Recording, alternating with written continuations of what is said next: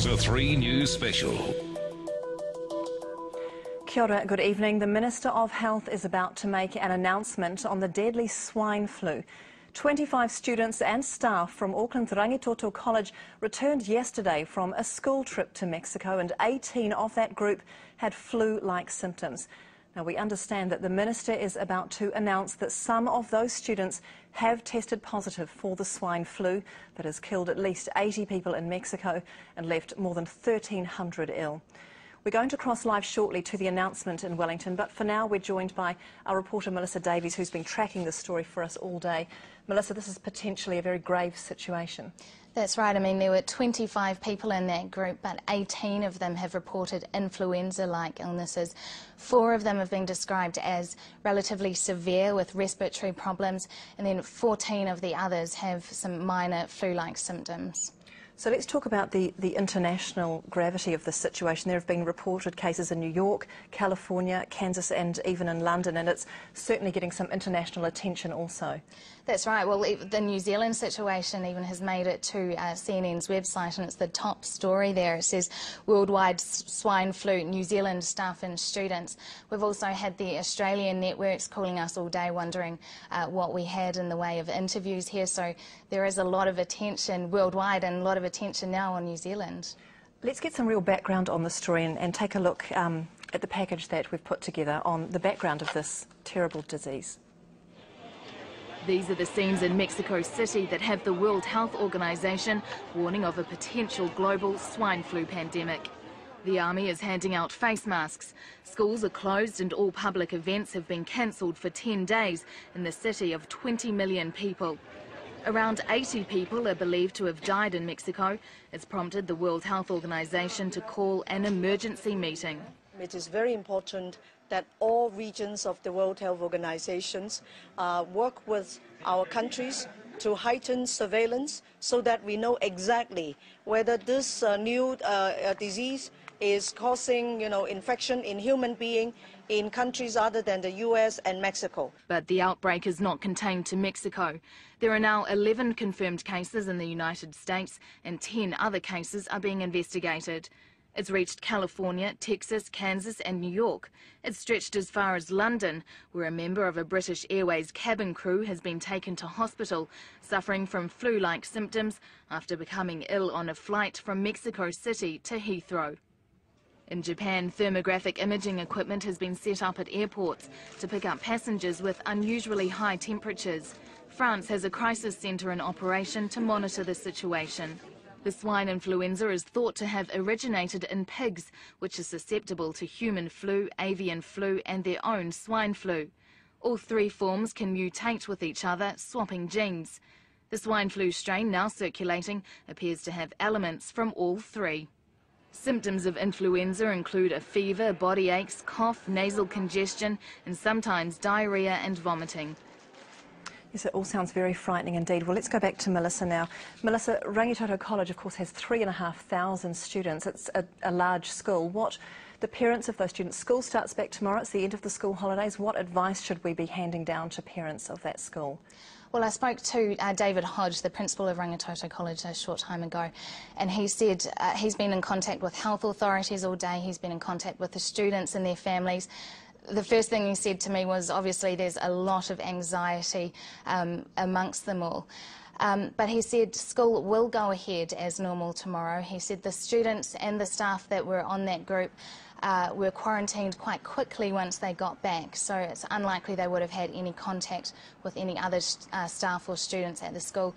So parents, students at Rangitoto College can expect that school will continue as normal. Okay, so as usual, let's talk about some of the things that you can do to stop the spread of an infection. There are some steps that if parents are worried about their children that they can do. Let's go through some of those. That's right. I spoke with the Auckland Regional Public Health Service today, and they've given quite a detailed information pack.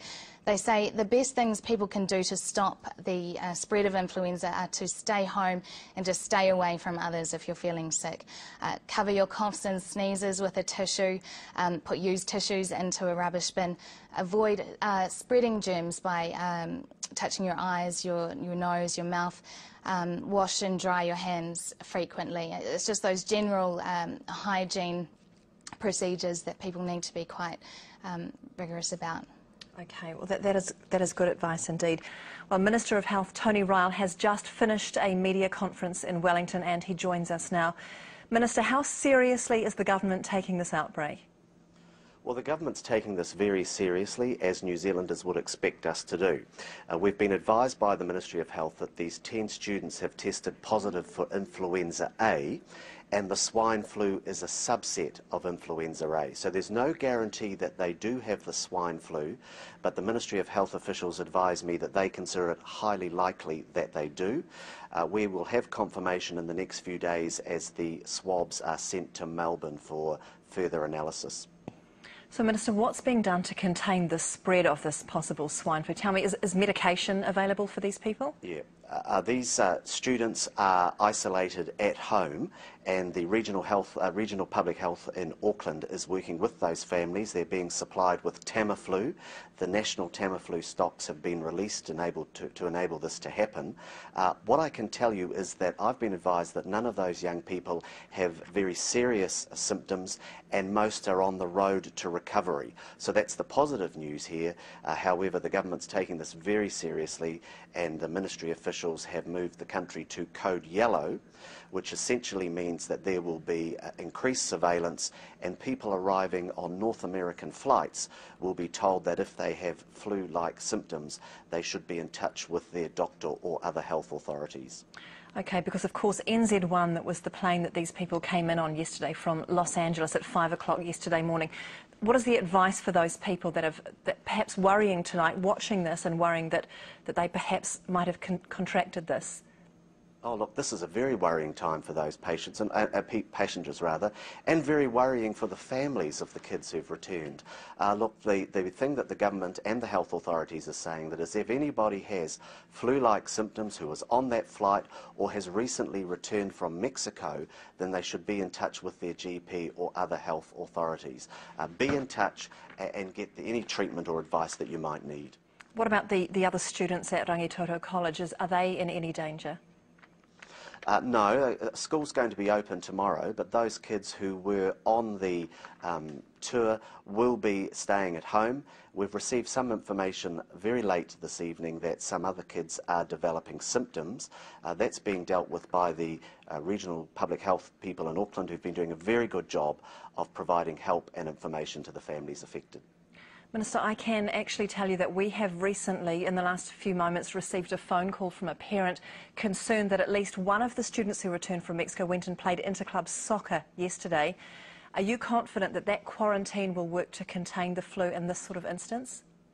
Look, I can tell you that this sort of contact tracing, as they call it, is underway, and we'll be doing our level best to make sure that we're in touch with everybody who may be at risk from this. But let me assure you, the information that we've received is that those kids are on the road to recovery, but we do have to be vigilant, and that's why additional precautions are being taken.